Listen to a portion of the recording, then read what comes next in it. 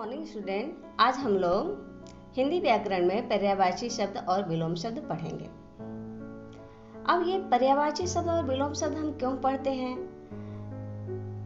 जैसे बेटा अवसर के अनुकूल हम वस्त्र धारण करते हैं, भोजन करते हैं तथा व्यवहार करते हैं। शब्द हमारी भाषा के आभूषण और अलंकार हैं। अतः भाषा का सौंदर्य शब्दों के सौंदर्य पर ही निर्भर होता है। अवसर के अनुकूल शब्दों का चयन करने से भाषा प्रभावशाली होती है। अतः शब्दों का भंडार विशाल होना चाहिए और अपने शब्दों का विशाल भंडार करने के लिए हमें पर्यायवाची शब्द, विलोम शब्द, अनेकार्थी शब्द, श्रुति संभिन्नार्थक शब्द, एकार्थी शब्दों का अध्ययन करना चाहिए। तो आइए हम पढ़ते हैं पर्यायवाची शब्द। किसी शब्द के समान अथवा एक सा अर्थ बताने वाले शब्दों को पर्यायवाची अथवा समानार्थी शब्द कहते हैं। जैसे ये चित्र है, कमल का चित्र है। इस कमल को हम कमल भी कहते हैं, जलज कहते हैं, पंकज कहते हैं, नीरज कहते हैं, राजीव कहते हैं और सरोज कहते हैं। और उसी तरह ये चित्र है सूर्य का। इसको हम सूरज कहते हैं, भास्कर कहते हैं, रवि कहते हैं, दिनकर कहते हैं, भानु कहते हैं और सूर्य भी कहते हैं।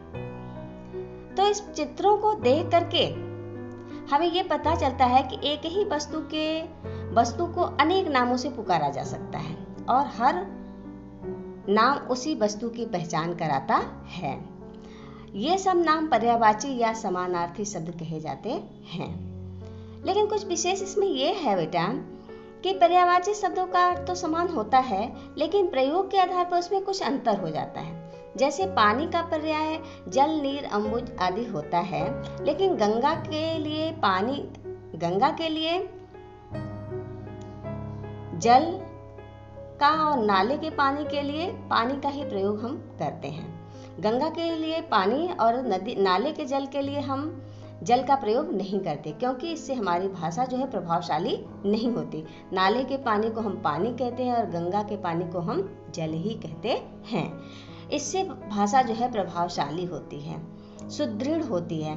तो अपनी भाषा को प्रभावशाली बनाने के लिए, अपने शब्द भंडार को विकसित करने के लिए, बढ़ाने के लिए हमें पर्यायवाची शब्दों का अध्ययन करना चाहिए। और पर्यायवाची तुम्हारे बुक में बहुत सारे पर्यायवाची शब्दों के उदाहरण दिए गए हैं, जिसको आप कंठस्थ कीजिए और अपनी भाषा को सुदृढ़ और प्रभावशाली बनाइए। अब हम पढ़ेंगे विलोम शब्द। विलोम शब्द वे शब्द जो प्रतिकूल, विपरीत अर्थ देते हैं। प्रतिकूल मतलब विपरीत अर्थ देते हैं। विलोम शब्द अथवा विपरार्थक शब्द कहलाते हैं। विलोम शब्द को हम विपरार्थक शब्द भी कहते हैं। दो शब्दों के अर्थ की स्पष्टता के लिए इनका प्रयोग उपयोगी सिद्ध होता है। जब दो शब्दों की उपयोगिता, जैसे कि दो लोगों की जब हम तुलना करते हैं तो एक अच्छा है और दूसरा बुरा है, इस तुलना करने में ये विलोम शब्द उपयोगी सिद्ध होता है। और विलोम शब्द बनाते समय हमें विशेष ध्यान रखना चाहिए। जैसे यदि शब्द एक वचन का है तो विलोम भी उसका एक वचन का ही होता है। यदि शब्द बहुवचन का है तो उसका विलोम बहुवचन में ही होगा। तत्सम शब्दों का विलोम तत्सम, तद्भव का तद्भव और देशज का देशज ही होता है। जैसे सत्य तत्सम शब्द है, उसका विलोम झूठ न होकर क्या होगा? असत्य होगा। तथा दिन तद्भव शब्द है, उसका विलोम शब्द रात्रि न होकर क्या होगा? रात होगा। विकारी शब्दों का विलोम विकारी होता है और अविकारी शब्दों का विलोम भी विलोम अविकारी होता है। अगर इस तरह से अगर हम विकारी शब्दों को अविकारी और विकारी शब्दों को विकारी शब्दों में विलोम शब्द कर दें तो वो विलोम शब्द हमारा गलत हो जाता है।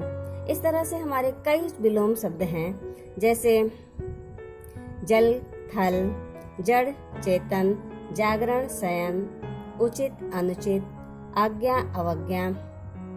ऐसे बहुत सारे आपके बुक में ऐसे बहुत सारे विलोम शब्दों के उदाहरण दिए गए हैं, जिसे आप कंठस्थ कीजिए और अगले वीडियो में हम नेक्स्ट लेसन की चर्चा करेंगे।